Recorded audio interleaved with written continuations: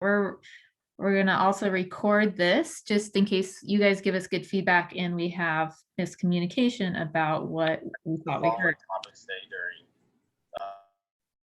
Yeah, so as you guys are joining, make sure you guys stay muted. I think everyone now is a professional user of this type of media.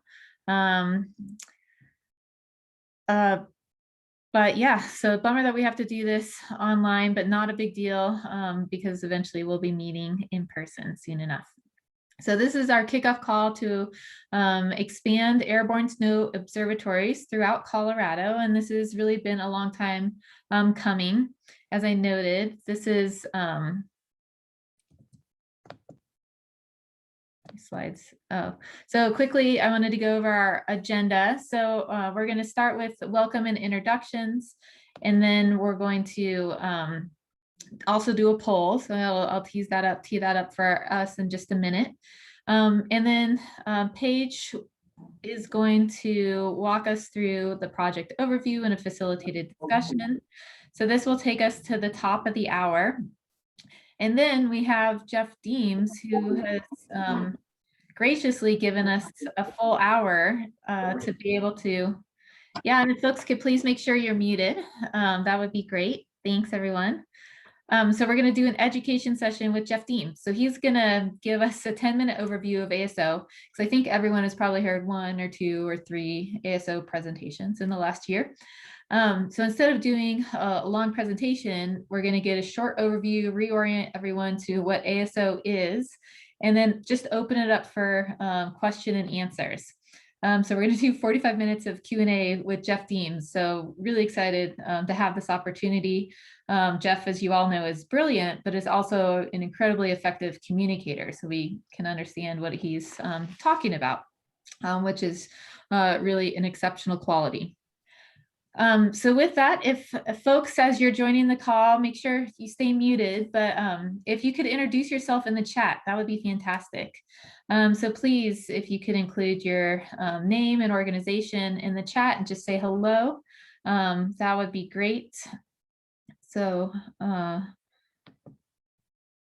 we can kick that off. If someone could write that in the chat, that would be great. Thanks. Thanks, Robbie. Thanks, Megan. Hi, you guys. I'm so glad that you're all here. And then if you have any questions, because we have a large audience, we're going to use the chat function to put in your questions, and then the raise the hand icon if you want to ask a question. So as I noted, we tend to run our meetings in a relatively informal sense, so that if you have a question or if you have an idea, we want you to bring it up as it's coming up. This is a facilitated discussion. So open conversation is what we want to hear. But before we dive into all the technical stuff, I want to give an opportunity for the project team to introduce themselves. So these are the folks who have been working behind the scenes for really the last 6 months, helping to get this project up and going. So there's been a lot of meetings, a lot of presentations, a lot of discussions, some research, and a lot of thinking that's gone into getting us to where we are today in this project. So I'm Larna Cates. I'm with Denver Water. I run our climate adaptation program, and I work on long range planning. And I've been working in this area for over 15 years, much of that time at Denver Water. I'm obviously very interested in snow and snow science. I'm an avid skier. I like to recreate in the cold weather. But as part of my job, snow and snow science is incredibly important. So when I learned about ASO back towards the earlier years of my career, it just seemed like a no-brainer to me that this is something we'd want to include and adopt in our practices. So I'm really excited that we're here today. So I'm going to turn it over now to Taylor to say hello. Yeah, hi everyone. I'm Taylor Winchell, also at Denver Water. I work together with Larna on climate adaptation and water supply planning. And yeah, my first introduction to ASO was when I was in graduate school, actually studying snow hydrology with Noah Malich, who's on the call at CU Boulder. And that was like in the earlier days when some of the initial kind of exciting ASO results were coming out, showing how accurate and extensive it was. And it's really feels really cool to be, X number of years down the road and trying to build this program to bring that to fruition more consistently throughout Colorado. So excited to be working with y'all on this.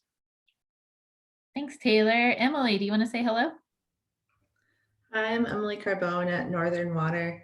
Northern Water is kind of a newer addition to the project team. We joined as the fiscal, I forget what the term was, fiscal agent with CWCB.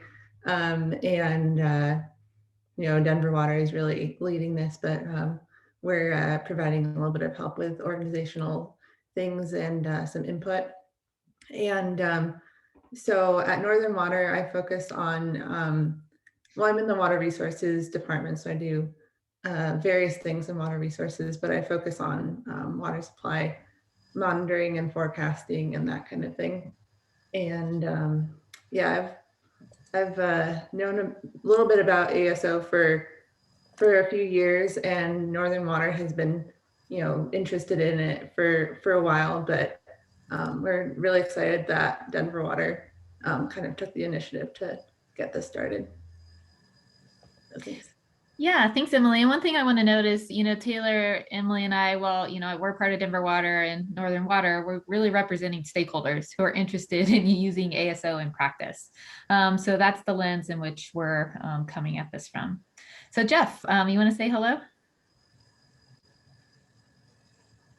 There's the mute button. Thanks, Lorna. I'm Jeff Deems, one of the co-founders of ASO Inc. and also still serve in a research faculty post at the University of Colorado National Snow and Ice Data Center, and excited to be here to talk to you guys about building this program today. Thanks, Jeff. Paige? Yeah, my name is Paige Weil. I'm at Linker Technologies, and I'm a water resources engineer, snow scientist, and I've been kind of working in this field in Colorado for about 11 years now. Sometime around a year ago, through a completely independent project with Denver Water, I learned about ASO and how Denver Water had paid for a flight to do kind of a pilot. Lorna and I started brainstorming pretty early on that, like, wouldn't it be nice if not only could we find a way to share that cost, but sort of spread the value of this tool to everywhere else in the state. And it just kind of worked out that we were able to develop a proposal and kind of an organization really from basically nothing to help kind of guide this effort. So I'll be doing a lot of the actual heavy lifting consulting work on the project to support both flight planning and stakeholder interaction and data collection. Yeah, I'll turn it over to Keith next to introduce himself. Hey everybody, I'm Keith Jennings. I'm a water resources scientist at Linker. A lot of my background is in snow hydrology, both remote sensing and modeling. Origin story is pretty similar to Taylor. We were actually office mates at CU while working for NOAA. I've also had the distinct pleasure of getting to go and poke a bunch of holes in the snow with a depth probe to better validate some of the ASO products in the high elevations of the Sierra Nevada. And I guess like many people here, I'm really interested in better quantifying water storage in the mountainous Western United States. And I think ASO is really the pathway to get us there. Thanks. So you can see that we are a team full of science nerds, which is pretty exciting to work together on this. So I'm putting a poll in the chat for everyone to link to. So the next thing we're going to do is a quick polling exercise because we want to see who's here, what sectors you represent, what watersheds you're connected to and are interested in, and then what you're excited about and what you're concerned about with ASO. So if everyone could go to that link I'm going to stop sharing and then reshare another screen.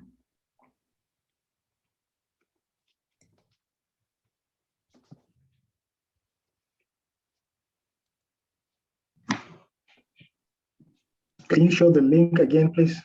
Yeah, of course.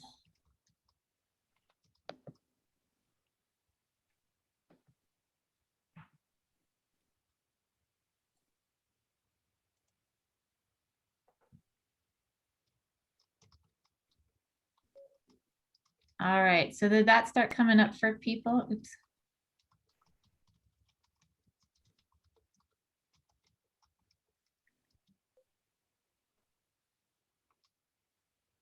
Can you guys see it on the screen? Yeah, but we it didn't can let see me answer the first one. It's been kind of bouncing around. Which question do you want us to be answering first, Larna? Yeah, let's do what sectors do you represent? Thank you, Taylor. Okay, it looks like it's sort of stopped on this question now. Okay. It says the poll is full. We've reached. Oh, no way. We maxed out. Okay, so we might have to do some polling research. Okay. What watersheds do you represent? Are folks able to go to that one?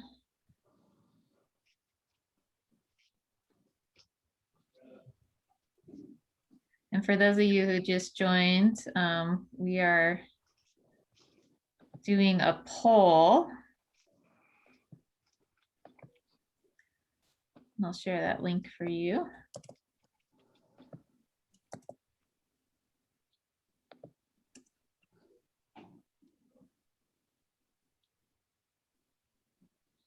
All right. Thanks, everyone. Is it still going, Taylor, or is it saying it's full now? Looks like it's full. Okay. Okay, so we know it's false advertising because we have folks from the San Juan and Dolores here. Okay, so let's see how this one goes. So using one-word answers, if you could type in what about ASO you find exciting or hopeful. And if you want to use more than one word, just make sure you use a dash to connect the words and don't use any spaces.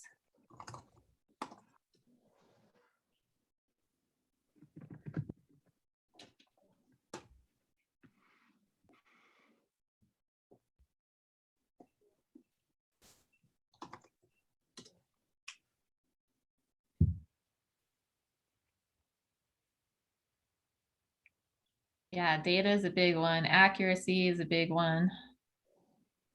Planning and forecasting. As a skier, I definitely approve of find more snow.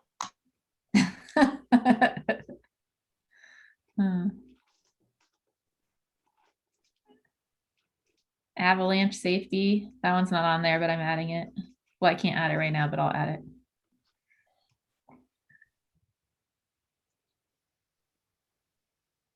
All right, thanks you guys. And then our next question is, what about ASO do you find concerning or unclear?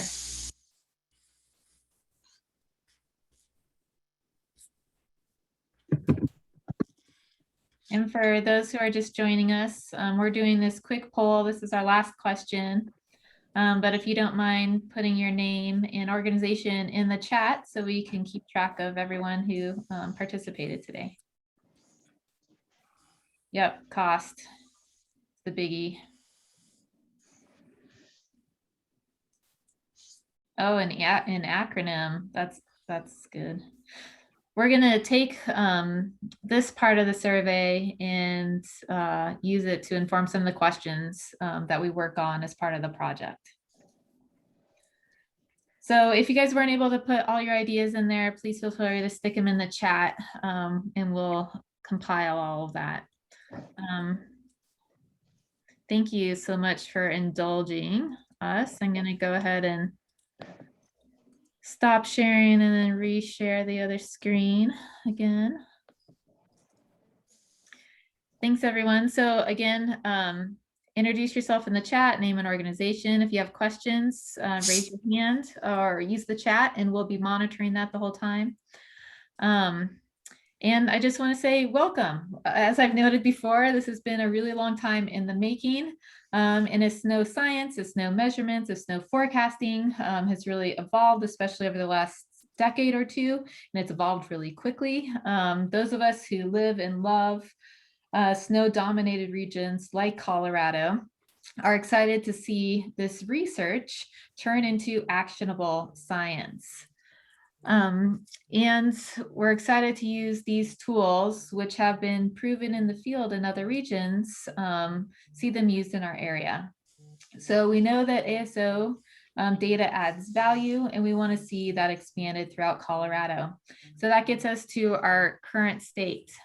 ASO pilot projects in Colorado have been geographically scattered, and they lack consistency. And that's for lots of different reasons. It's, money is one reason, but sometimes we can't get our contracts done. Sometimes we just don't have time, frankly, to put a scope of work together. But we know that there's value to be had. So the project goal, this is again a planning project. Our goal is to develop and communicate a roadmap for creating a phased and sustainable ASO flight program in Colorado that would ultimately benefit multiple basins and a diverse group of water stakeholders. And our approach to doing this is through co-production. And that's just a fancy term, fancy way of saying we're going to work together on this. We're not just hiring Paige and Linker and saying, hey, that's the project, that's the goal, go give us a report and a recommendation. Rather, we're going to work collaboratively to identify the questions we want to answer, think about the approach we want to use to answer those questions, and really we want to develop this through collaborative action. So to that end, our stakeholder objectives are to provide feedback that will guide the project. So we've already started doing that today. We want to make sure all voices, and there's a variety of voices in the water community, but those beyond the water community that could find value in ASO, we want to make sure that we understand their needs. We want folks to stay aware of what's going on in the projects, the status, current status, where we're going next. So that's part of what these monthly meetings are going to do. And then if any of you have worked with me on a project before, I like to collectively learn. So this approach, our stakeholder approach, is going to be furthering our collective understanding through short educational sessions. So that'll be part of all of our meetings. I find building collective knowledge, hearing each other's questions, learning together is an incredibly important part of moving a new science forward. So with that, I'm going to turn it over to Paige, and he's going to go over our project's background and again, have a facilitated discussion. And if you have any questions, any thoughts you want to add, any reflections, please raise your hands, share it in the chat. This is now an open conversation. Yeah, thanks, Lorna.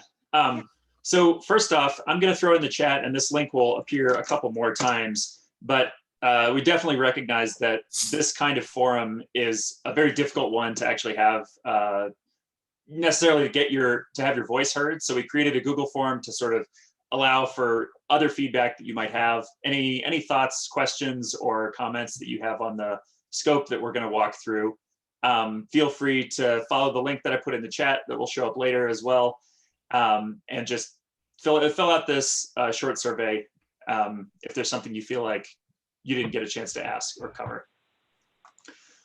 So just to remind us how we got here, we've sort of gotten to this through Lorna's introduction, but in general, the underlying assumptions of this project are that ASO is a valuable tool that can fill in the gaps in the water supply measurement not covered by existing products. And so I think any of us in the water resources field recognize that and all of the above or all in approach to water supply planning and measurement requires a number of different forecast products from a number of different sources. And we found that ASO fills a few of those gaps that isn't well covered by, say, on the one hand, satellite snow covered area, which can give you sort of spatial coverage without giving you a sense of total water available.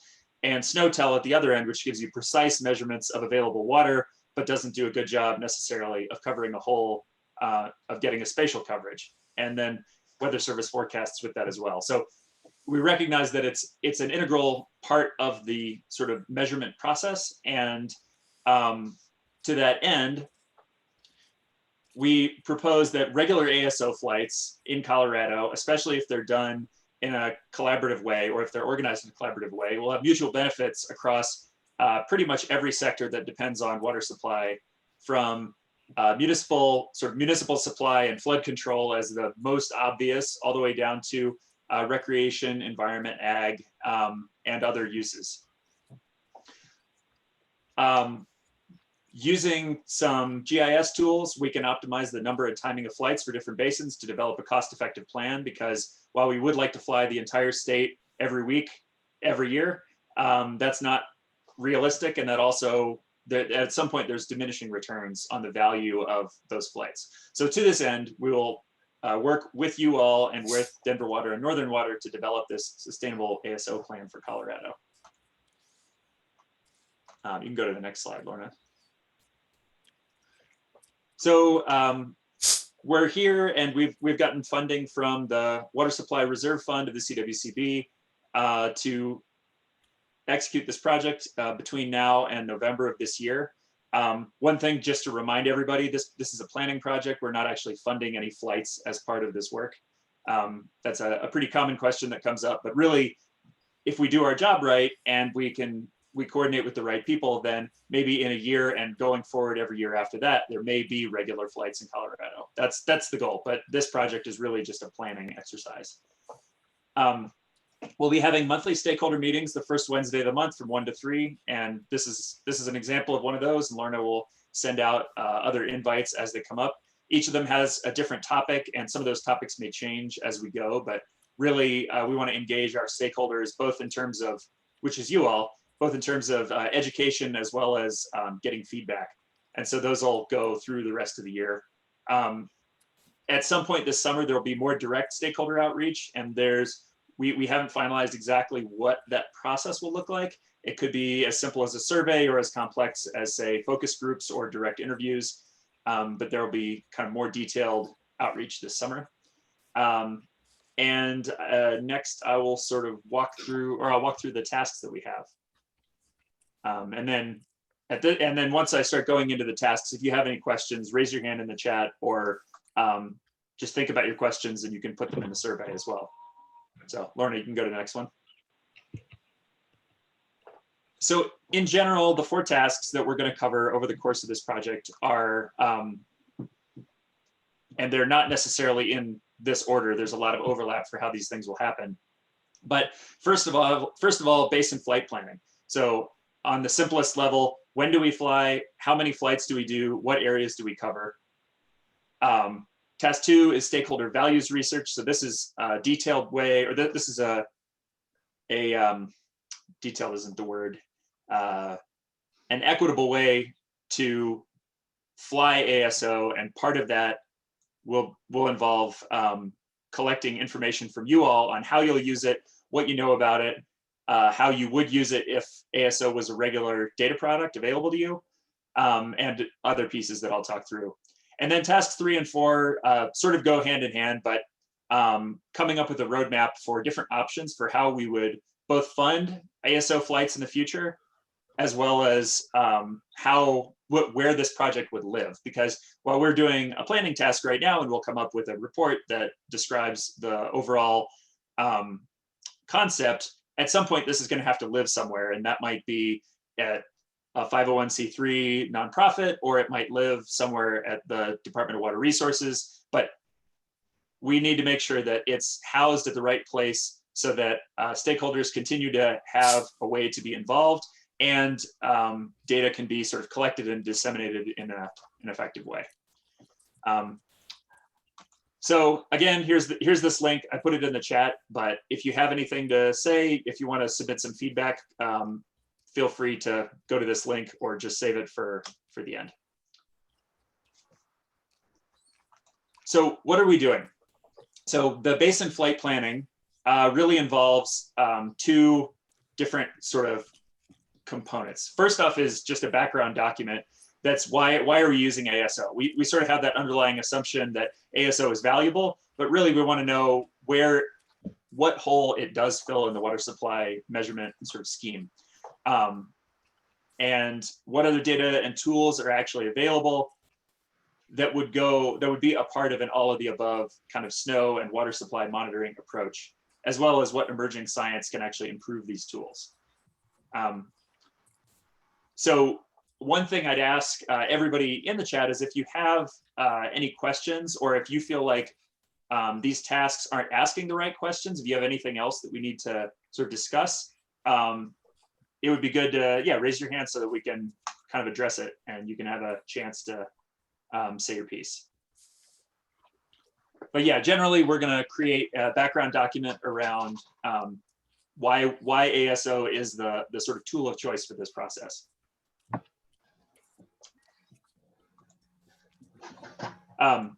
So then the next part of this is identifying the ideal flight coverage and costs. So what basins or what areas should be flown every year? How often do those need to be flown, and how do we optimize both area covered and cost per flight so that we're coming up with a plan that is fundable, is inexpensive enough to be fundable, but is frequent enough to actually be useful and become a part of the water supply planning framework in Colorado. So Lorna, can you go to the map? The next one.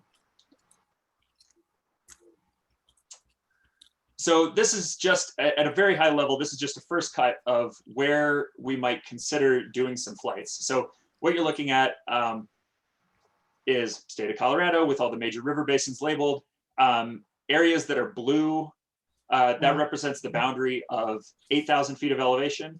Green is the boundary of 9,000 feet of elevation, and orange is 10,000. And pink are the location of all current NRCS snowtail sites.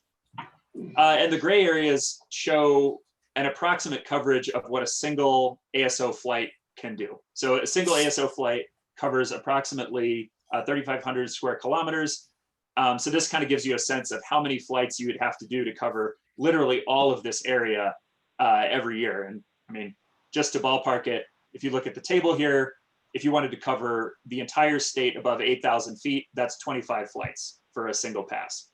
So 25 flights times however many times a year gets to be pretty expensive and nearly unmanageable pretty quickly. And so this process is intended to sort of optimize where those flights happen and when they happen,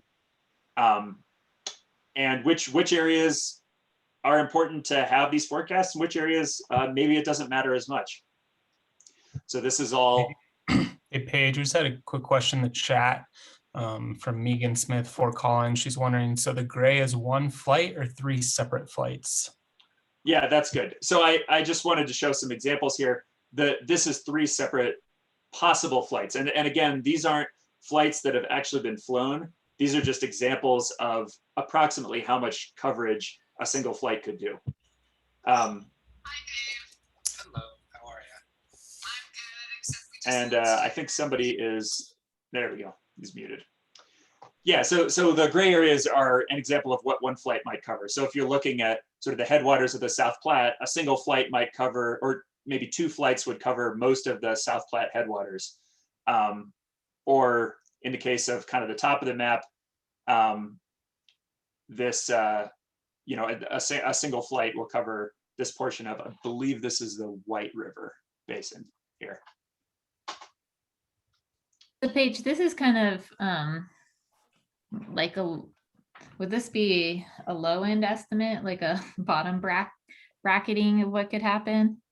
Because it's, you know, assuming we wouldn't cross the Continental Divide or some of these boundaries. I don't know, maybe Jeff can answer that. I don't know if, I assume we can cross those to optimize our. Yeah, to be clear, these are not designed around actual flight plans. These are just areas that are, you know, generally in kind of a, that could be covered in a flight that covers 3,500 square kilometers. So these are just, this is an example of a headwater basin that's approximately that large. From everything we've seen, those flights can cover multiple areas and can cross different basin divides. whether they can cross the continental divide regularly on a flight is kind of a question. Mhm. But this is really just, this is not intended to show you what basin flights we're planning. This is more to say, here's about how much area a single flight can cover, so you get a sense for how many flights it's going to take to cover the whole state. Mhm. Which, you know, again, as the bottom of this table shows, if you want to cover above 8,000 feet, it's about 25 flights. And if you want to cover above 10,000, it's somewhere around 9 or 10 flights, depending on how exactly you prioritize those and develop kind of appropriate flight plans. Mhm. Yeah, so I think one of the things we'd like to learn from everyone is, you know, what elevation bands we should be focusing in on. Is 8,000 critical in some areas? Or, you know, is, you know, above 9 the most important, or above 10 the most important? So we're getting some of the snow tells, and then getting that high elevation moisture. So, you know, we don't need to hear it right now, but that's one of the questions we're going to be seeking in this optimization work. Yeah, and there's other layers that'll be included in this too. And I'll talk through the sort of next piece here on flight planning in just a second, but there's different sort of snow products that we're looking at that also show the average snow-free date over the last 10 to 15 years. And we can also use those to sort of inform, because we're not going to fly areas that don't have snow. So understanding kind of every spring, how far the snowpack actually recedes will help us guide the flight planning as well, and help us get to kind of that ideal number of when and where. But we also want to, I mean, I think we'd also want to have the flexibility if we have late snow, to add a flight or do later flights, if that ends up being the case. Yeah, and that's one thing that we may get brought up here, but one of the examples that we found from interviews with California DWR is that they approach it from a multi-year perspective. So they budget for a certain number of flights per year on average, and some years they fly more and some years they fly less. And that helps them be more flexible, like you're saying, so that in a critical wet or critical dry year, you can actually get the measurements you need. And so one of the things that we're going to discuss as part of the kind of governance structure of this project is how are stakeholders actually involved on a year-to-year basis to say, hey, we think it's important that we do a flight in the Rio Grande headwaters this April or this May, where you might not have done it in the past. And figuring out a way to kind of get that feedback is part of the goal, one of the goals of this project. But on that, can you go to the next slide? Maybe. So here's some of the questions that we're trying to answer as part of this flight planning. While we can do as much spatial analysis as we can do that till the cows come home, really the value involves some feedback from stakeholders as well as ASO. Specifically, what kind of data does ASO provide? What sort of outputs come out of this? I mean, is it just a raster of here's the snow at a particular time, or are there sort of secondary products that are produced that I think Jeff will talk about a little bit, that help people like yourselves make decisions around water supply, not just, not having to do the sort of secondary step of processing the snowpack data yourself, but having sort of water supply products. So what is available from ASO and what is preferred by you guys is a question we're trying to answer. How can we actually integrate ASO with other satellite products? So we recognize, ASO is a valuable tool, but it's definitely not the only game in town. And how can we sort of use it alongside other satellite products to either do this flight planning or, find times where maybe we don't need to do a flight. Jeff can also talk about this a little bit, but how well does snowpack correlate with actual runoff in Colorado? There have been a number of studies done around this in California, but to my knowledge, there has not been a Colorado specific study around kind of the ability of ASO to predict exact numbers of runoff, but we know from examples in California that that can be very accurate if it's calibrated properly.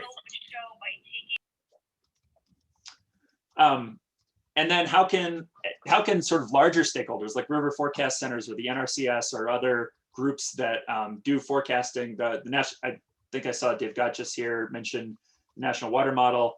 How can this kind of data, if it's regularly available, be used to improve these sort of larger scale forecast products? And with that, how would that impact our flight planning? And are there any other things that we can track in the climate? So this is, you know, we're doing these regular LiDAR flights, or ASO will do these regular LiDAR flights to actually measure the depth of snowpack, but also sort of surface conditions. And can those be used to sort of track other aspects of the snowpack and just sort of watershed health in Colorado? So that is at a high level. Oh yeah, okay. And then the way to, Lorna, you can go to the next one. There we go. So the key for this is there's a lot of questions we want to answer, but really the key for this task one is how do we prioritize these basins in an equitable way? It would be very easy to just say, well, there's X number of people downstream of a particular basin, therefore that one gets first cut, that one gets the ASO flight first, that basin will always get flown or something like that. And we don't want to do that. We want to make this a product that's available for everybody in Colorado, that's useful for more than just a single class of stakeholder. We want to understand, we want to balance both the data availability and kind of data quality with the value to stakeholders. And that's where we'll get to task 2 in a second here. But this is the intent of the basin flight planning process, is to prioritize parts of the state that get flights in what years and what locations. And there's that timing can depend on stakeholders, on different types. People make different water supply decisions at different times of the year. Just looking at the chat here, there's a little interesting conversation around flights over the Navajo Nation that we'll capture here. I'm going to keep going, but we can address this at some point. Additionally, with the basin flight planning, if we're able to prioritize basins rather than just say, absolutely, we must fly this or must not fly this one, we want to know how we can scale up or down the program depending on available funding. If we're able to get a secured stream of regular federal funding, maybe that's an easy thing. But if there's an intermittent period where some other funding mechanism is required, it may be necessary to fly half of the basins we want. So that's another question we're trying to answer. To add to that, we want to, thinking about scaling up or scaling down, we want to be answering questions that are going to be relevant to other states. So other states can adopt the program that we develop. So that, again, the questions that are coming in the chat are great from the Navajo Nation.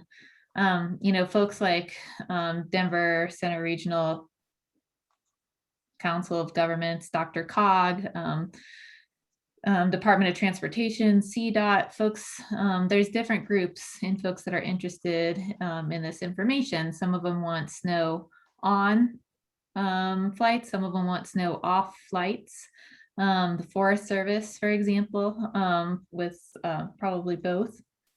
So we want to think about how do we scale this, how do we prioritize needs, and how do we kind of collaboratively work together to show the value of this technology across different sectors and in ways we really hadn't thought about before.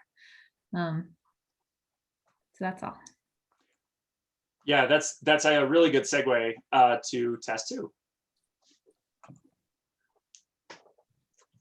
So this will probably be the most involved that you all are with us. And one of the questions that I actually put in the survey link, which is still in the chat, is sort of questioning how much you would be willing to be involved. We recognize your time is valuable, but at the same time, we want to get as much feedback from you as possible to make this the best program we can. And so we're trying to gauge exactly what that stakeholder process looks like. The simple version would be just a very simple survey that you would fill out to kind of answer some basic questions about the value of ASO to you. And at the other end might be a more involved sit down, like a focus group or a full direct one-on-one interview around kind of the value of this product and the willingness to adopt this product for your agency or your stakeholder group. And so if you wouldn't mind filling out the survey, there's a question at the end that will allow you to, that will let you basically state your preference and willingness to participate in one of those things. But here's some of the questions, and these are just a few of the questions that we're considering that we'd like to get answered by you all.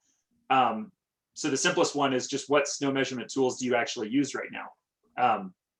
Do you use any at all, for that matter? Do you, does snow matter enough to your municipality? I mean, I think anybody in Colorado, it sort of matters on a macro level, but it might not be part of your day-to-day decision-making. But I have a sense from most of the people in the room that it does have value to you. And so what tools do you actually use to take those measurements? And then following from that, based on the data that you use right now, when do you actually make operational decisions? And what are kind of the scope of those decisions? Is it choosing when to make a reservoir release? Is it choosing is it sort of understanding when the CBT quotas are issued? Is that when you would make decisions? But ASO flights and the following sort of data processing, we'd like to time those in such a way that the results come out in time for you to make critical decisions for your stakeholder group. And so to do that, we sort of need to understand the timing of that. And the timing is going to vary by sector and by just really how much kind of snow impacts your group. And then sort of a related question is, what really is the operational benefit of ASO to groups like yours? And one of the things we'll say is that in California, we have found that it provides approximately 1% or single-digit percent measurement accuracy in terms of remaining water supply in the snowpack. And if you were able to improve the value of your decision-making tools to that level, what decisions could you make that you maybe aren't making right now? If you knew within 1% or within 5% how much water was left to run off in your basin, would that change how you make your decisions? And then what other barriers within your organization exist beyond cost to adoption? I mean, is it just too complex a tool and you just kind of don't have the mental or organizational energy to integrate it? Kind of trying to understand those barriers is a big part of this as well. And both beyond yourself, how else do you think we could encourage adoption of this science across the state, not just for your agency? And then kind of the last piece of this is, how involved would you want to be in flight planning and timing? I mean, is it important that you have a say every year, or is it are regular flights enough? So these are the kinds of questions that we want to answer. And I guess I'd challenge anybody in the audience to think about other ways of thinking about this process that we aren't thinking about right now. Like, are there any other questions that we're missing that you feel like we need to ask you? And you can either raise your hand or put it in the chat or put it in the survey. But as we develop our actual feedback collection process, these are the kinds of questions that we'd like to get answers from for everybody here, which is hundreds of stakeholders representing agencies that serve thousands and millions of people. And so we want to make sure that we get the best possible sort of information from you so that we can come up with the best plan for this, this program. So along those lines, one of the things we've been thinking about are we using the right words? Are we framing it in the right way? And are we using the right language? Is it set up where people can actually respond easily? So if you have thoughts on that, you know, we're physical scientists, we're not social scientists together on our team. So this isn't necessarily our expertise, but if you have thoughts on the framing of the questions and types of words, types of things we should be, types of language we should be using, we'd love to hear it. Yeah, and I will add that these it's not like you're going to get a survey that has these 8 questions in it and that's the end of it. Part of this process is to develop sort of a more formal survey, and we have some kind of survey experts that we're going to consult about how to do this. But really, yeah, what other values do you feel like you have that could be expressed in this process that maybe we're not capturing right now?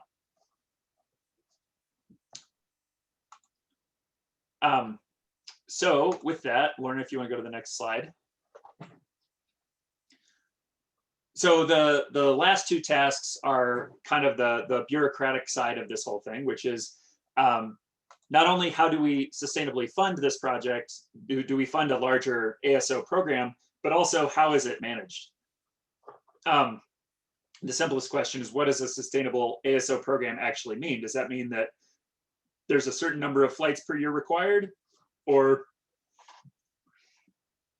is it just, you know, something that's available to be flown whenever people feel the need? Is it only flown in drought years or something like that? What does a sustainable ASO program actually look like? What are some of those challenges to establishing this program? And then what funding sources make this happen? And so as part of the build up to where we are right now, we talked about a couple of different approaches for this. Again, the simplest one is we get funded through someone like Bureau of Reclamation to be a regularly funded program. And kind of the more complex side, but what may be required as part of the long-term, so the sort of spin up to the federal point, is some sort of cost share across the state, and figuring out what that cost share looks like and people's willingness to participate in a cost share, whether that's, you know, your municipality or the state government or some sort of public-private partnership. These are things that we're going to consider and come up with sort of multiple paths for how this program can be funded. And we're going to lean heavily on how similar programs to monitoring like this have been done in other places. California DWR has a very robust program that I think is, they cover more area, and Lorna, correct me on this, I think it's $6 million a year is what their program pays for ASO flights. Dave's on the call.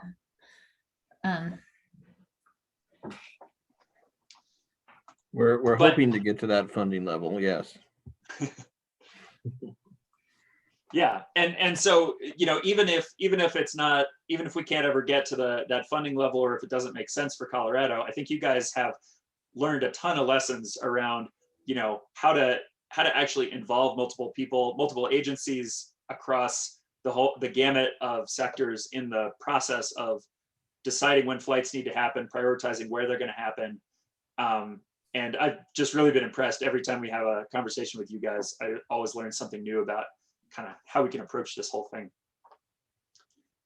And Hey, then I have Yeah. a question. I have a question in the chat, but it's a different topic. So why don't you keep going and then I'll bring it up. Sure. Well, and sort of the last piece of this is, once this is formed, where does a group like this live? Because it doesn't really make sense for, say, a consulting company to run a program like this on a yearly basis.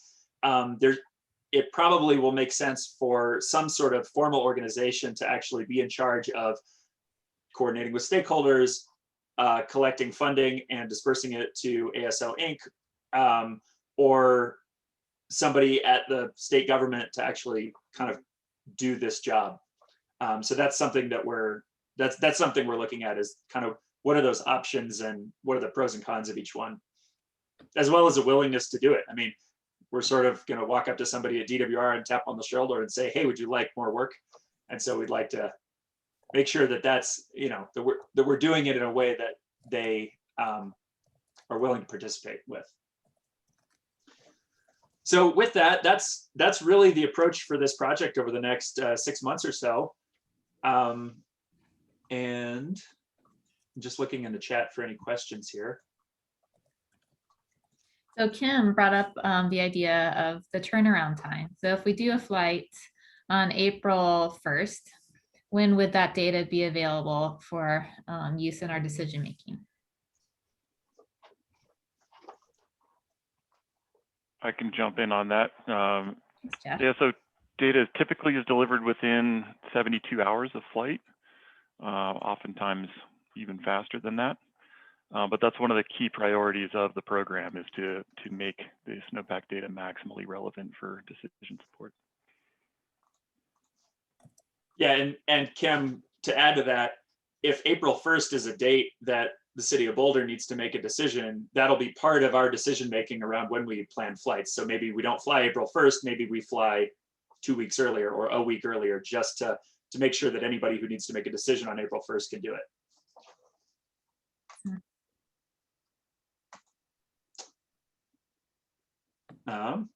So again, Lorna, you could go to the next slide. Again, I know this is a tricky group setting for actual discussion, so I've thrown a lot of information at you. Lorna, I think we could probably share this PowerPoint around with everybody. Yep. If you want to just, digest the info a little bit and think about it, we would appreciate you kind of giving us some initial feedback on the process, the approach that we're taking to developing this program. And if you had any questions or any, obvious pitfalls you see, or, things you think we're doing really well, it would be really great to get your feedback on those. And with that, unless there are other questions right now, that is the overview of kind of what we're going to do. So I can turn it back to Lorna.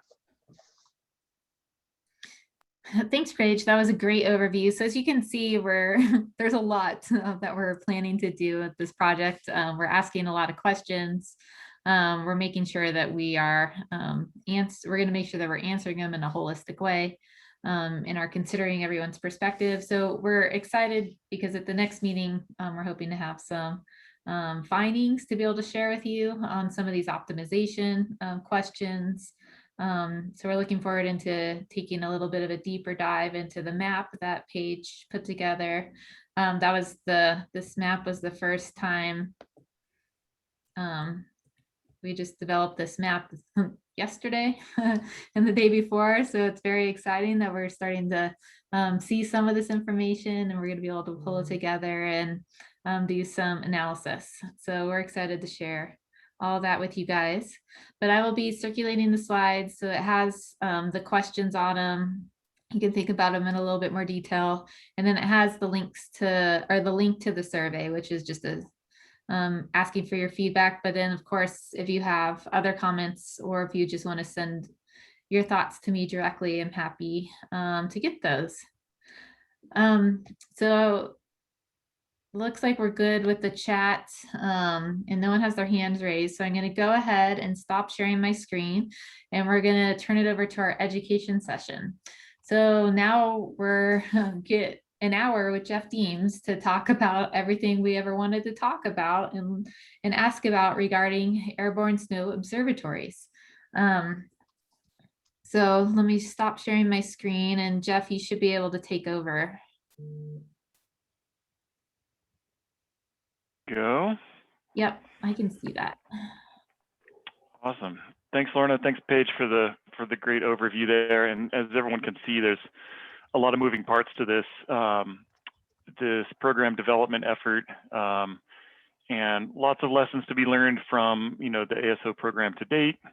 And especially glad to see Dave Rizzardo on here from California. That there's lots of lessons to be learned from the activities there as well. And one of the questions is, how well do the challenges and solutions from California map onto the Colorado issues and problems? So I think ripe for lots of great discussion, and further excited to see the breadth of our constituency represented here.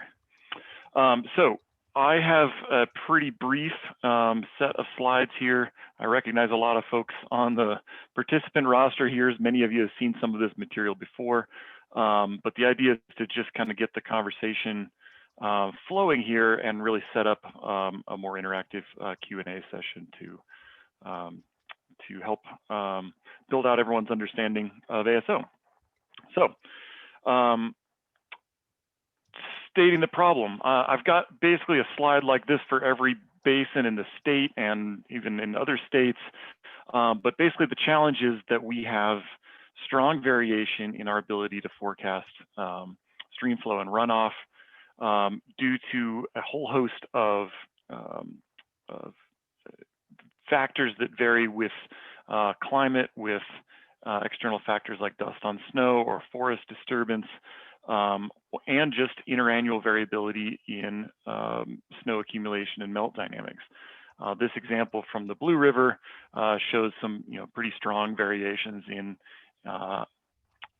April forecast verification when looking at the April through July inflow to the reservoir. And there's two things about this. Obviously, the big numbers are bad. Those are difficult to deal with, but as difficult is the uncertainty at the decision point. So at the forecast time or when the forecast gets implemented, we're not sure exactly what kind of year it's going to be, whether it's going to be a 2% year or a 25% error year. And that uncertainty bears directly on decision making and the certainty with which decisions can be made.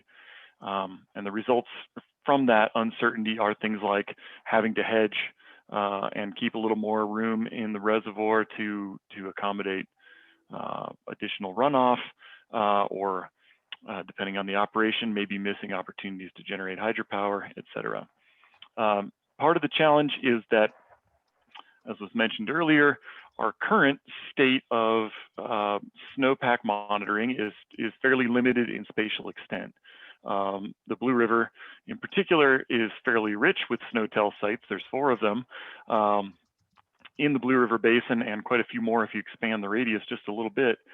But the fundamental assumption is that those the numbers from those stations represent the basin snowpack conditions the same way every year. And in many cases, we know that's not the case. And one other factor is just the changing hydroclimate. So this is not data from the Blue River, this is Tuolumne in California. But even in this long record, it looks like the average annual flow in the Tuolumne River is basically not changing very much every year, but the standard deviation, the variability year to year is increasing. And that non-stationarity means that statistically based methods of forecasting are bound to get more and more uncertain.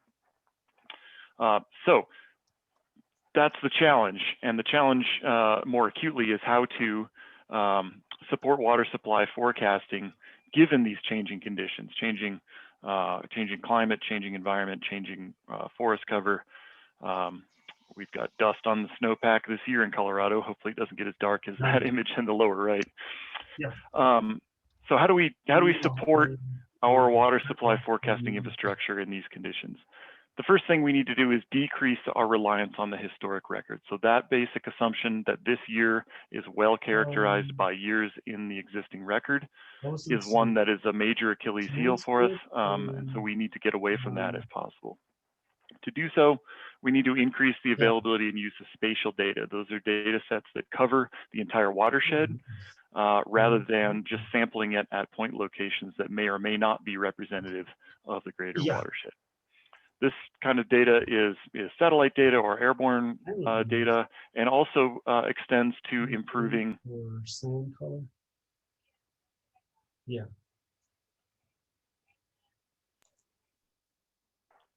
There we go. Did I say something wrong, Lorna? Did you just shut me off? This concept also extends to improvements in forecast weather models that we use to drive hydrologic forecasting models. So these spatial data are critical and improving in their extent, availability, and accuracy. We have 2 things going for us in this context, given in snow-dominated watersheds. One is that the accumulation pattern of the snowpack across the landscape drives the snow melt volume and timing. So where the snow ends up, imagine kind of maybe cartoon style, if all of the snow in your watershed is on a steep, high elevation, north-facing slope, it's going to take a lot longer to melt out and will melt out a lot later than if all of the snow were on low elevation, south-facing slopes. So where the snow ends up at the beginning of the melt season is a priority factor in how much comes out when. And the second factor is that solar radiation is our major snow melter. It's not air temperature. Air temperature has an impact for sure, but it's really the sun that's doing the major melting. And these two things are an advantage because they are factors that can be monitored operationally with remote sensing. So satellite or airborne products that can address both of those factors. Hey, So Jeff, can how I do ask we a quick question on that Yeah. last slide? So you know what we're hearing about and kind of seeing with the wet avalanches that are happening now? What is, is that kind of new for our area? And what does it mean? Yeah, so wet snow avalanches are pretty typical every spring as we get into the melt cycle. In fact, because we commonly have a basal weak layer at the bottom of the snowpack, we typically get a large wet slab cycle right around the time that the initial meltwater wave percolates through the snowpack and hits that basal depth hoar weak layer. So that's what we're seeing right now. We're seeing, not just in Colorado, but elsewhere, an increasing frequency in wet snow avalanche conditions in the winter, when typically we expect dry snow. So that's kind of a new thing. The wet snow avalanches in the spring is a typical thing we experience every year. Definitely exacerbated by dust on snow as well.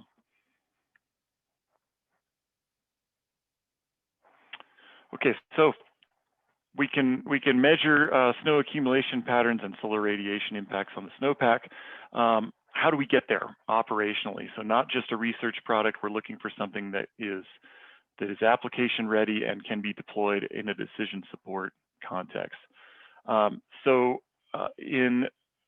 Emerging from the body of academic research that exists out there, including some that myself and other ASO principals have conducted in the past, we've settled on this combination of measurements to get to operational SWE and snow albedo or reflectivity. We measure snow depth via differential altimetry, so two different altitude or elevation maps subtracted to get snow depth. And we've settled on airborne LiDAR as the means to get there. There are other means to measure the elevation of the land surface and the snow surface, like photogrammetry and radar. Each of those have their advantages, but LiDAR has the high accuracy and forest penetration that really lets it float to the top as the preferred solution there. To get from snow depth to SWE, we need snow density. Fortunately, the variation in depth is the biggest component of spatial variation in water equivalent. So we can use existing measurements from SNOTEL locations, snow courses, and other manual and automated measurements to constrain a snow density model, and then multiply that modeled and measured density by the measured snow depth to get to SWE. We measure albedo with an imaging spectrometer, which is essentially a fancy camera that sees in many wavelengths out into the near infrared. And that allows us to derive not just exactly what the reflectance of the snow is and therefore how much sun it's absorbing, but also other surface properties like grain size and dust concentration and extra solar absorption due to dust. We've decided to implement these instruments on an airborne platform for a couple of reasons. One, there's commercial technology available now that can achieve this. We don't have to wait for instrument development and a ride into space with it. The airborne program also is time nimble and targetable, which means if it's cloudy today, we can fly tomorrow instead. We're not locked into a satellite orbit.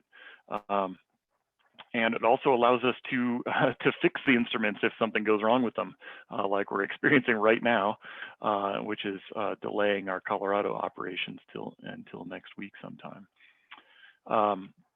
So that in a nutshell is what the Airborne Snow Observatory is. We started this program at NASA Jet Propulsion Lab back in 2013.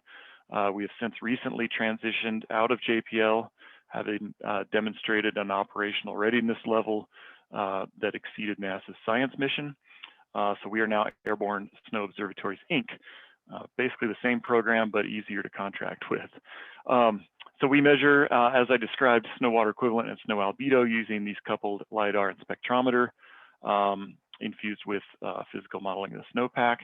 And we have evolved a unique high altitude and rapid product turnaround operations that's pretty unique in the geospatial industry, allowing that 72-hour or less data production model that I mentioned previously. A quick look at what some of these data look like. This is 2019 in the East River, Central Colorado. Crested Butte, town of Crested Butte there in the center. Deeper snow in the reds, shallow snow in the blue. And the different scales of snow accumulation patterns that we can see in these images is pretty compelling. So greater snow at high elevations, sure, but as we zoom into the slope scale, we see that the patterns of accumulation are highly variable, seeing wind redistribution, solar melting, differential precipitation accumulation, and then of course different patterns in the forest down low, a lot smoother pattern than up in the alpine. This is Schofield Pass, right on the divide between the East River and the Upper Crystal. Schofield Pass Snowtell site is located just in the upper right of this image here. But I think this image really highlights the challenge that exists in extrapolating from point measurements of the snowpack in the forest clearings to conditions throughout the catchment. We can see that with the airborne products. Moving to the same domain, but later in that year, still a lot of snow at higher elevations, but the lowest elevations are melting out, including all of the snowtells in the Upper Gunnison.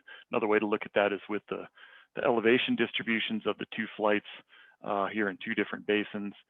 And we could see that tracking in April and June, we actually are seeing increases in snowpack at the upper elevations, especially in the Taylor River, when that information is just not captured at all by the existing measurement network. So the spatial perspective over time really gives us a great advantage towards not just quantifying, but quantifying over time the state of the snowpack throughout the river basin.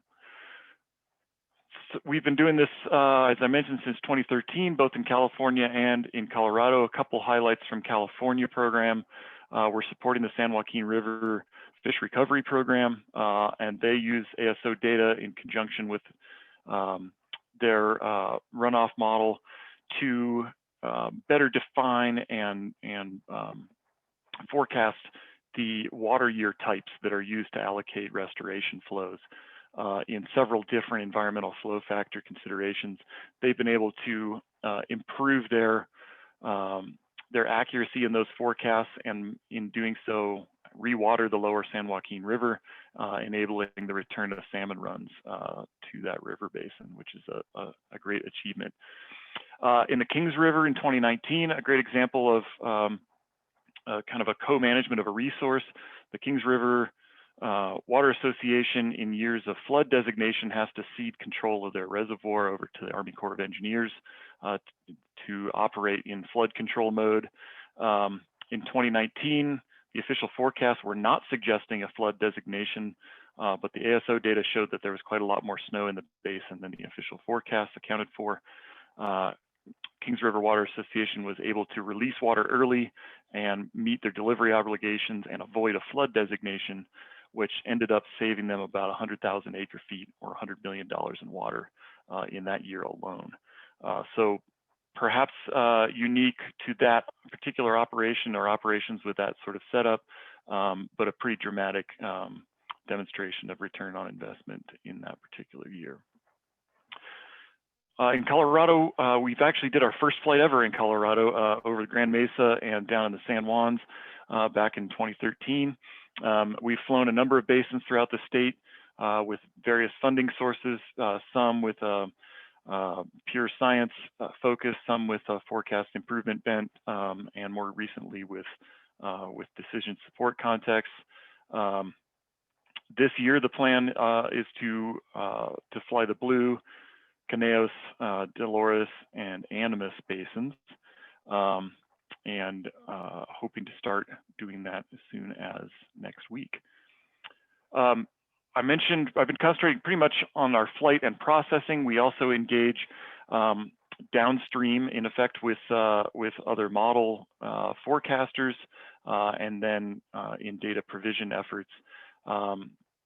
So we work to give our data products to operational entities. We've got a partnership with Dave Gotchis and NCAR to get data into the Wharf Hydro system. We're also working with the Colorado Basin River Forecast Center and the California Nevada River Forecast Center to get ASO data into their models.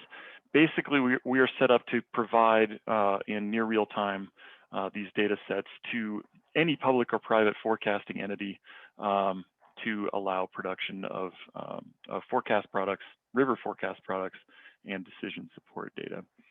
ASO data is available via our website. Probably should have put, oh, you can see it there, bottom right, airbornesnowobservatories.com. Right now, this is fairly simplistic, but we're working with our strategic partner Esri to enhance the data delivery system. Part of the, in addition to the gridded snow depth and water equivalent and albedo products that we produce, we also distill some of those data into full basin water content and elevation banded products, and some other text products, and we produce an acquisition report for each flight, the front page of which is shown on the right there. I mentioned the connection with operational models. We're working with the river forecast centers and also Dave Gotch's group to support operational forecasts. Some good initial results courtesy of Pat Cormos here at CBRFC in the Upper Gunnison, showing some forecast improvement using ASO data.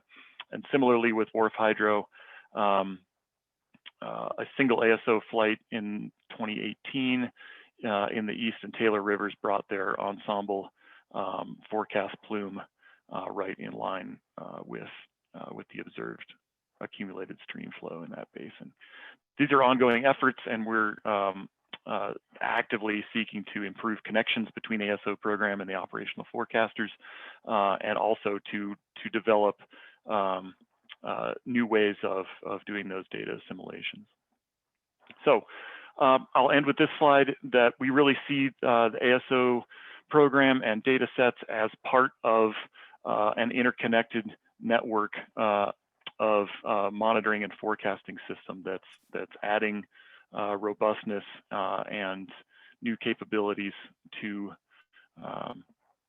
our forecast systems, eventually west-wide and even worldwide. So it's part of this ecosystem.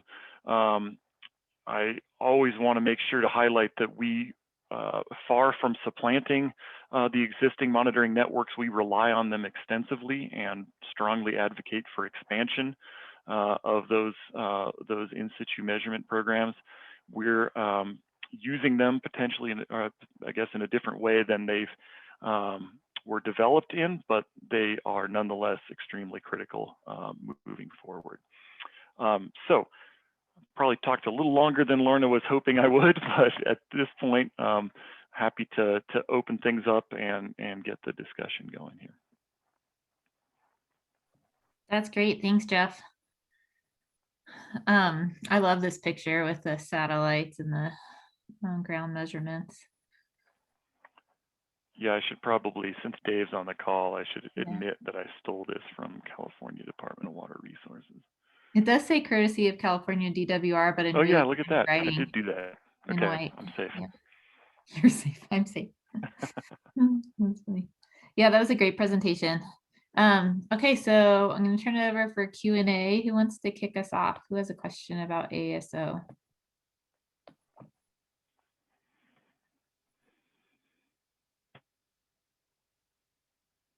And you can just jump in. Hey, Jeff. Oh, Ken. Oh, go ahead. Yeah. Is that I'm working on Emily? it. Hey, Jeff, couple of questions. What is high altitude that you listed on one of your slides? What does that mean to you? Yeah, we typically fly at 23,000 feet, and that's a fairly specific number because it's actually the operation ceiling of the aircraft we use. And we fly unpressurized with our operators and pilots on oxygen. The recent purchase we just made of a new laser scanner actually means that the aircraft is now the limiting factor, not the laser. So we'll be moving in future years to a pressurized aircraft and probably flying a little higher and a little faster. So probably 26, 27,000 feet. It's not that high altitude as far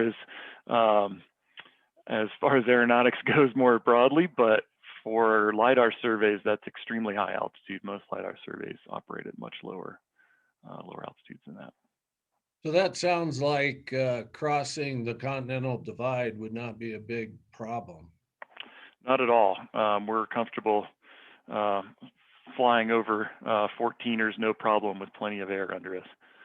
So when we do start to actually lay out some of these schemes, it would seem to me they would, for the flight benefit, turn out to be rectangular or whatnot. And just looking back at Page's early maps, you obviously can put a box and cover multiple basins if you're willing to go across the 14ers. Mhm. Yeah, exactly. So yeah, Page's map was somewhat notional just to kind of display the general scale of individual flights. When it comes down to actually planning data acquisitions, certainly including operational units, specific watersheds above forecast points, that'll be part of the consideration. But also, flying across a divide between watersheds, we have to fly across it anyways to capture the full basin on one side. And so often there's efficiencies that can be gained by flying the adjacent basin in the same flight pattern. So plenty of optimizations to be done there on the sort of watershed or multiple watershed basis. Great, thank you. Thanks, Ken. Yeah, thanks, Ken. Sean had a question in the chat. He just asked about circulating reports from California. And Dave said it wouldn't be a problem to show what we have from, or what they have from February and March. So you can see what the reports look like. So we can circulate those to the group.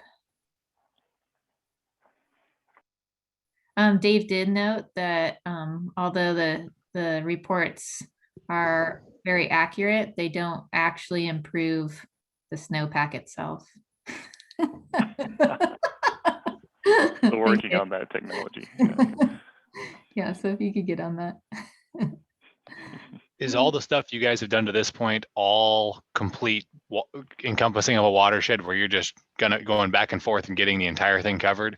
Or have you done anything where it's like we go back year after year and get this, like basically just a strip on this heavily snowed mountainside and compare that year to year to say that, well, we have about this much, basically showing consistency in accumulation in certain areas? Or is it all basically we're just trying to get a volumetric measurement? Yeah, good question. We've predominantly done full basin coverages, except for a couple of science applications that we're looking at covering just the area where ground measurements were being made and weren't taking the measurements all the way to a hydrologic unit. We've discussed and some research efforts out there have looked at using subsets, like flying subsets of basins to extrapolate that information to the full basin. That relies on a couple of assumptions about how well a particular area represents the full basin. From what we've seen so far, we don't understand that well enough to make that kind of assumption operationally. So we've been flying the full watershed.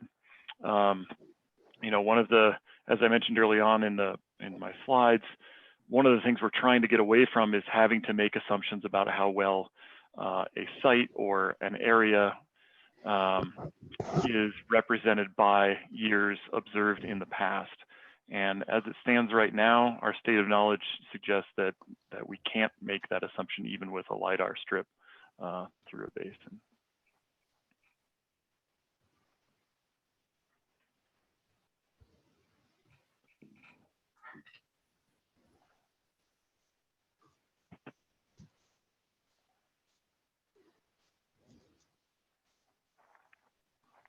Jeff, one question kind of came to mind. How is ASO information currently used by RFCs as part of their current sort of forecast process, and what has your conversation been with them so far about how to improve their forecast accuracy? Like, how would they actually integrate this, get into their products, given the sort of, time delay on it? It's not instantaneous measurement. Yeah, a good question. There's the short answer is it's not yet in there operationally. So the work that we've been doing with the RFCs, especially the Colorado Basin Group, has been in offline and retrospective mode. So initially seeking to demonstrate the utility of the measurements in their particular forecasting model and construct.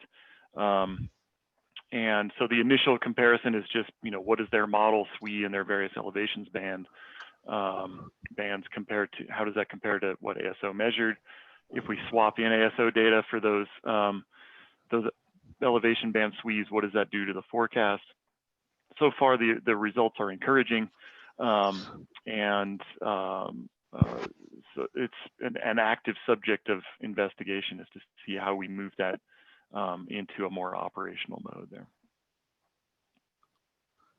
But that certainly addresses one question that we've had, sort of implicit there, is that a lot of data users are really just looking for the best river forecast, ideally a river forecast that they're used to using, and wanting to know that the best data is driving it, not necessarily wanting to use ASO data directly, or maybe not at its full resolution, et cetera. So that's a major motivation for us to partner with RFCs, also with the National Water Model Group. I see Dave Gotchis is on here, and that is to really support that forecasting effort, such that the river forecast products can be used as necessary, or as is conventional. Yeah, to build on that, I think one of our future stakeholder sessions, we'd like to focus on hearing from the River Forecasting Center, maybe some of the other federal agencies, on how they could use this information and how it could be incorporated into their forecasts, if it already is, how that's going, how long it takes, those types of questions. So I know we'd like to address that at a future meeting. But then also hear from stakeholders on, okay, well, this is the type of information I'm using. So how do we get it processed to this level? What is the best step to get here? And I think it's going to vary across sectors. And then also even within sectors, I think it might vary pretty significantly on what people are looking for, what they need. We have I think probably going to say the same thing you were, Larna. There's some questions coming in the chat about the data products and kind of the difference between the raw and the processed data. Can you just talk a little bit about the products that the ASO currently provides when you fly a basin, and then maybe some things you're working on as well to provide in the future? Yeah, thanks. Sorry, I had intended to put a list of our standard data products on that data slide that I had, and clearly I failed to remember to do so. So our standard product list is 3-meter snow depth grid, or raster. It's a geotiff image that can be used in a GIS setting, and a 3-meter albedo, snow albedo product. A 50-meter snow depth product, so we aggregate that 3 meter to 50 meters. 50 meters comes from the snow model that we run, that's the resolution it's run at to produce density. We provide a 50-meter resolution SWE product. And then the report that I showed the front page of, as well as a set of text products that are designed to mimic some more conventional forecast products. So elevation banded water equivalents, total basin water equivalent, and there's one more. Spacing what the other one is right now. But those are the standard products. We also have the raw LiDAR point cloud data. That's not something we typically distribute. It takes a pretty specialized and high performance processing capability to deal with that raw LiDAR point cloud data. But it is something that we have available and can make available to partners on an as needed basis. We're also in the process of developing expanded data exploration and exploitation tools.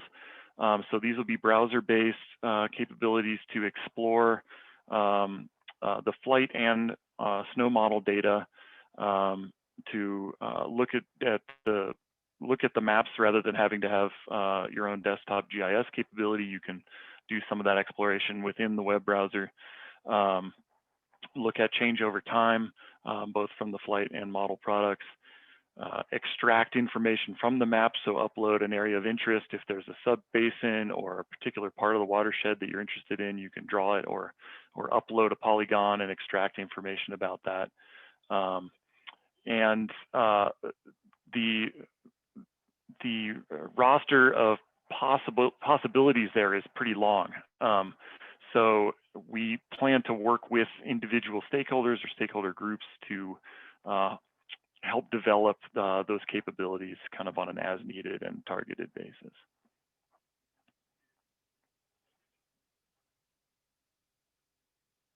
Yeah, I think it's going to be helpful for us to see some of that, see what it looks like. I have. Oh yeah, I mean, yeah, you have stuff now. Great. I have a mock-up of some of that here somewhere. Oh, compact zoom.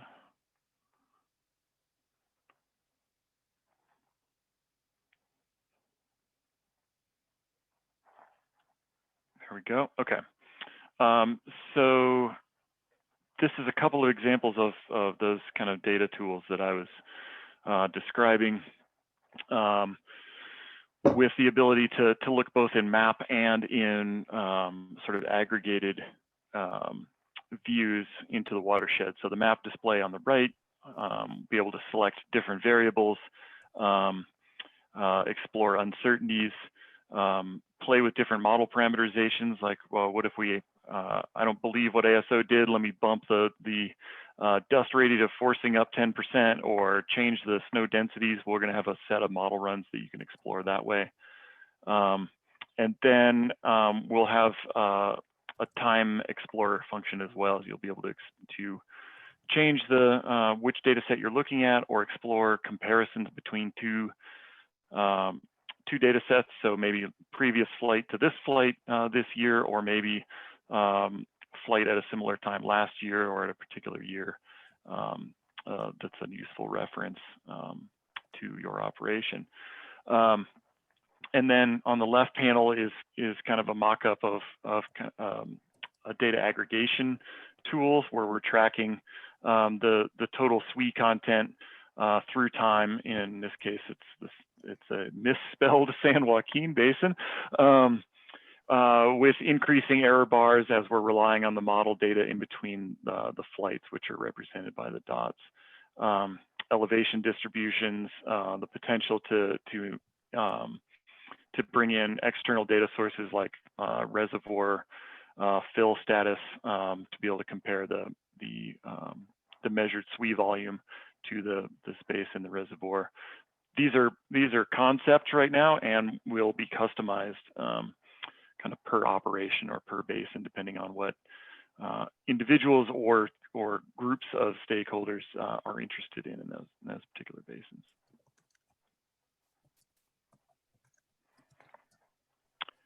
I see a question from Megan Smith at Fort Collins. As far as who owns and stores the data, I mean, we have yet to encounter a situation where a funder wants to keep the data private.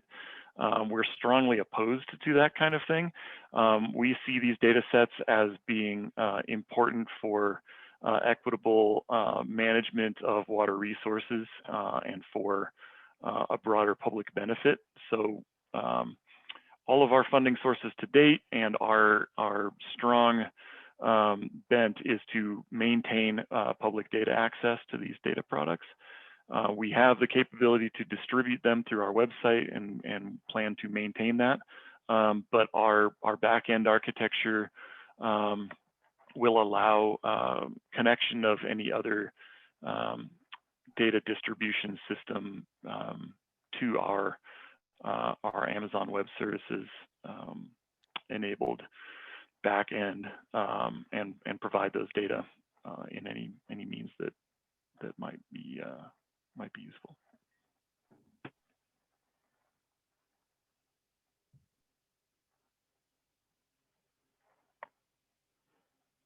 Juggling windows here, trying to keep the chat open.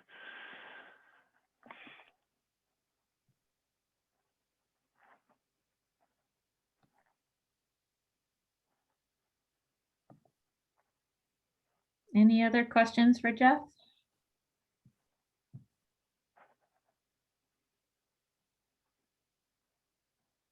Hey, Jeff. I know a lot of us, or most of us on the call already have identified ASO as something that is valuable to us, but can you just give your pitch for, there's all these different snow monitoring tools and why ASO is the best? Well, we've settled on it as an operational ready solution. There's certainly other measurements of snow depth and estimates of SWE that exist out there. Most of them are still in a research or research to operations kind of transition mode right now. But there's, each of these, ASO included, comes with kind of a roster of pros and cons. There's a number of satellite products out there that are useful for monitoring snow.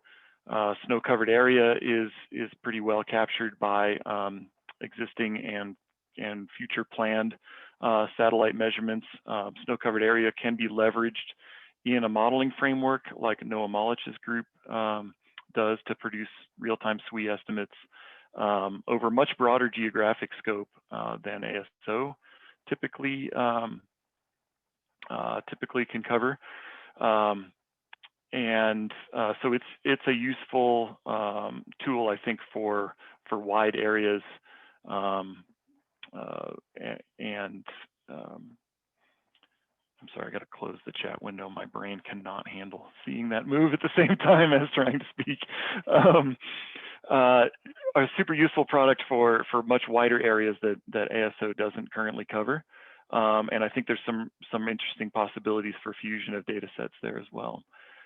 There's also some capabilities being developed to use photogrammetry, so overlapping visible imagery.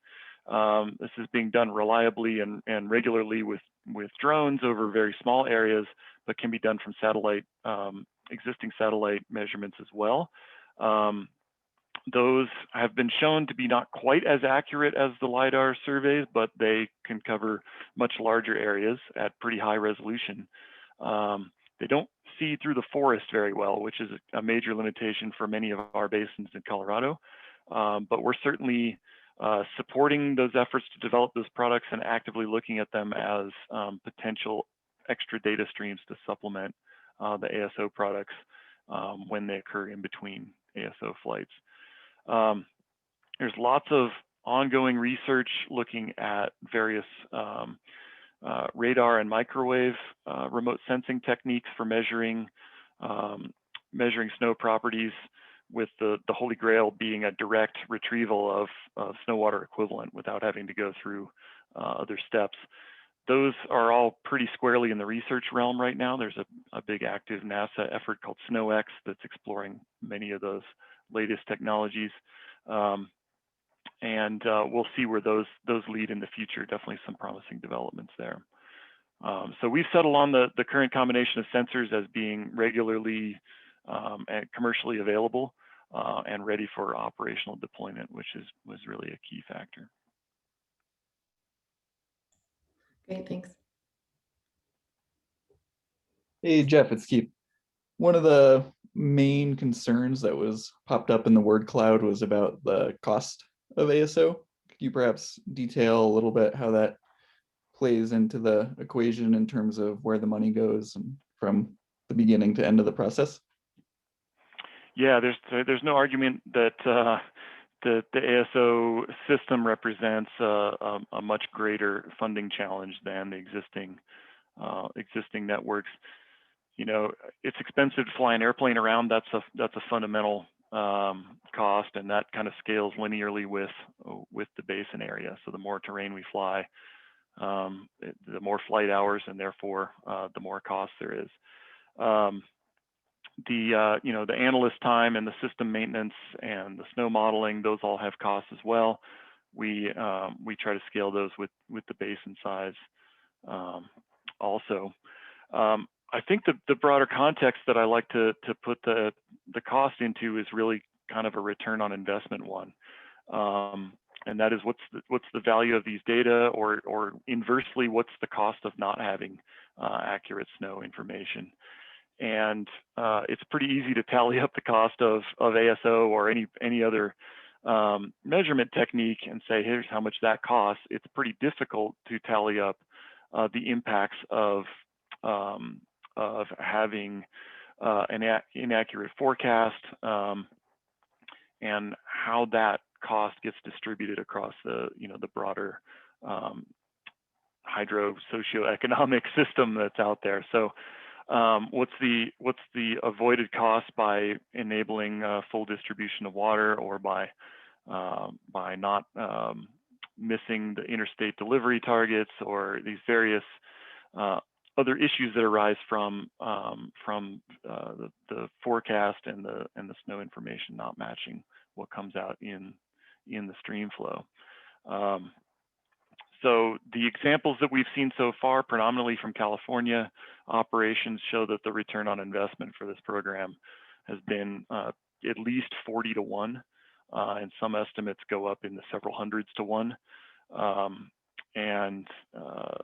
So in that kind of context, ASO starts seeming maybe not quite as expensive, but it certainly represents a pretty big paradigm shift from what we're used to from federal funding and maintenance of monitoring and forecasting systems. And I guess it highlights one of the main focuses of this group here is to identify what a sustainable funding model might look like for ASO in the state.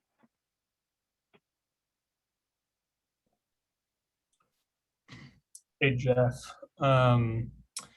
can you talk a little more about how ASO fits in kind of together with existing measurement technologies like SNOTEL and products that are derived from satellites? And it doesn't necessarily supplant these, but sort of fills in a gap that they also don't measure, and also how it relies on those technologies as well. Yeah, I mentioned this briefly on my last slide that we rely on existing in situ data, and we're hungry for it. So we use SNOTEL and SNOPILLO measurements from the NRCS and from the state of California's cooperative network to ground validate our snow depth retrievals and to constrain the snow density model. And from that perspective, yeah, we could use a lot more of those. we're using the snowtail in a different way, and also sorry, I should have mentioned the manual snow courses as well. We use those, and not just a single number from those as they're commonly integrated, but we actually use each individual measurement for depth and SWE from the manual snow courses. But historically, and the way those networks have built out, they're used in the statistical forecasting capacity, where the current value is used in a regression relationship with a 30-year period of record to produce an estimate of future stream flow. We're using it obviously in a different paradigm, and that is, what are the real-time snow depth, water equivalent, and density conditions on the ground, and we're using that to lock our airborne observations in. So part of our product reports include a comparison with existing in situ data on the date of the flight. So how our snow depth measurements compared to the snow depth measurements that are measured by the stations. And then we also show how, if we adjust the snow density model across elevations to align with measurements of snow density at stations, snow tells, and other locations. So we're strong advocates for maintaining and building out those networks, but we just use them in a different way than they've been originally intended.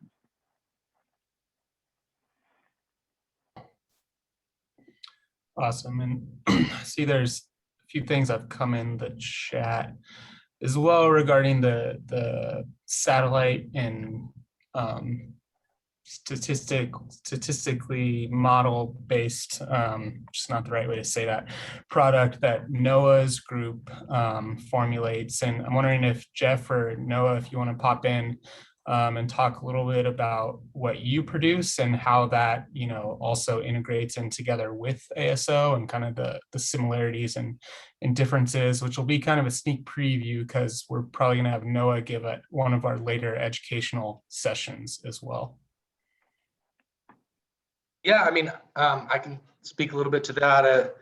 You're not going to get as accurate of a SWE estimate as flying an airplane with a laser. And so any satellite or statistically based technique is going to have larger errors than ASO. And as a result, we see ASO as a critical tool for us to understand the structure and the errors in our modeling system. And through time, like in places like the Tuolumne River Basin in California, where we have over 50 flights, we've developed a bias correction algorithm that is still largely in the research phase, but the ASO data are proving extremely valuable, not only for validating and evaluating our model, but for actually bias correcting it. And so when the discussion matures here in this group about sustainability, I think that the landscape is not this or that, but it's this and is how I kind of see it, the landscape. And well, Dave Rizzardo just put that in the chat. So in fact, Dave and Mike Anderson at California Department of Water Resources have a great kind of overview of how California has a pretty forward-thinking vision of water monitoring more broadly beyond snow for their state. And in the context of snow, they have a number of different pieces that are being brought together. So I would, that's what I would kind of share. That's great. Thanks so much, Noah. And thanks for that connection, Taylor. And we are going to hear more from Noah next in our next stakeholder meeting, where we're going to dive into other technologies. But as has been alluded to, our feeling is similar, where we need an all of the above approach, where we want to use this technology because it's actionable and it's practical, it's available. There's not one thing that's going to solve all of our problems, but pulling it all together provides an incredibly useful map of what's currently going on in a much more accurate fashion than we've had in the past, what's going on with our snowpack and what can happen with our runoff. And, you know, with climate change, I think this is critically important to keep our head on and, you know, make sure that we're on top of all of this, tracking and monitoring and, you know, keeping track of really how current state is changing, because it could be changing very quickly over time. And of course, we're the headwaters, so we need to know what's going on with that. Are there any other questions for Jeff? This has been a really good discussion. I was taking a ton of notes.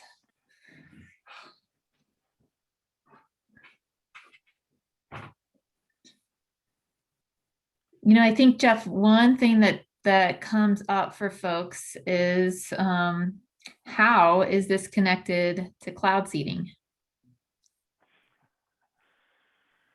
I do get that question strangely a lot. It's not really. We don't. There are airborne cloud seeding operations out there. I think the first one in Colorado was tried last year. I'm not actually sure if that happened or not. And coincidentally, they often use the same kind of aircraft. But that's pretty much where the similarity ends. I'd be interested in, you know, kind of a research effort to see if we can't find some effects of cloud seeding in the snowpack. Not sure how well that would express as a plume downwind of generators or something like that. But you know, the end goal, I think, is the same. Cloud seeding seeks to augment snowfall. ASO seeks to quantify how much snow is in the basin and thereby make supplies more available through better management. The end goal is really the same, though, and that's improving reliability of water supply.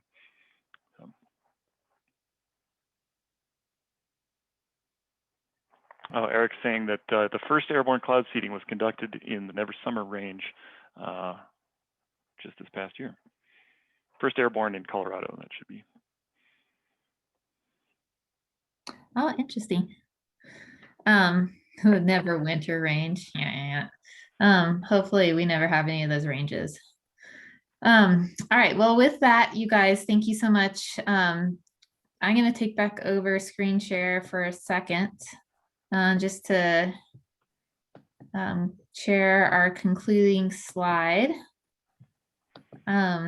So I know some of you, I heard from some of you that you can't access this, the survey. So I will send you the survey questions by email. So if you're in that boat, send me a note and I will send them to you directly so you can respond. But following this meeting, we'll put just a little bit of notes together, highlights from the meeting. We'll share the slides with everybody. And then we'll ask our questions to really, which are to have you review the questions in each of the tasks and see if you have any feedback. Put your feedback in and have you put your feedback in that survey. The other part of the survey is asking how you want to engage during the stakeholder process. So we'd like to hear about that from you if you want to be part of focus groups, if you want to take a short survey or a long survey, or, be part of more iterative conversation. We want to know how best you are available to engage.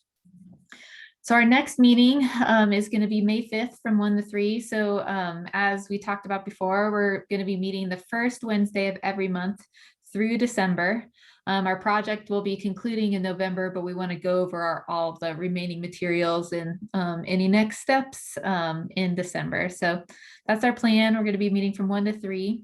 I know many of you are on and got the invite for today, and I'm going to invite you to a recurring meeting later today. So you'll see that pop up on your calendar. But if you don't see something from me, please let me know. Because I may have missed up a colon or a comma. So I want to make sure everyone's getting that information. So our next informational session is going to focus on two things. So we want to learn about the capabilities and limitations of satellite information, because we know that that can add a lot of high quality information, and it's an emerging topic. There's definitely the possibility of us being able to, follow what's going on there and maybe even influence science to better meet our needs. NASA's started dabbling in the Colorado River Basin. So, we might be able to do something, I don't know, research-wise there over time. We probably won't dive into that stuff, but we'll learn about the capabilities, limitations of satellite information. We'll hear from Noah on his SWE tool. And then we're also hoping to have some short overviews of some optimization studies that have happened in California. So California's done a lot of flights. They've done a lot of flights month to month, and then from year to year. So they have a lot of information to analyze, and there's been some good studies that are looking at how do you optimize the number of flights for that area. So we want to learn from what they have done. So we'll hear about that stuff next time. If you have any questions, any feedback, anything you want to share with the team or not share with the team, please get back to me. My email, you guys will have my email when I email you today. But I just want to thank you all for your time. I want to thank the planning team for their time. They put in a huge amount of work. So Taylor and Emily, Jeff and Paige and Keith, thank you so much for getting us to where we are today. And I'm just so excited that we're able to move forward on this project. I can't believe we're already here. I still can't believe it's April. So with that, if you have any other thoughts, please stick them in the chat. Otherwise, we'll talk to you all next month. Thanks so much, everybody. Thanks to all.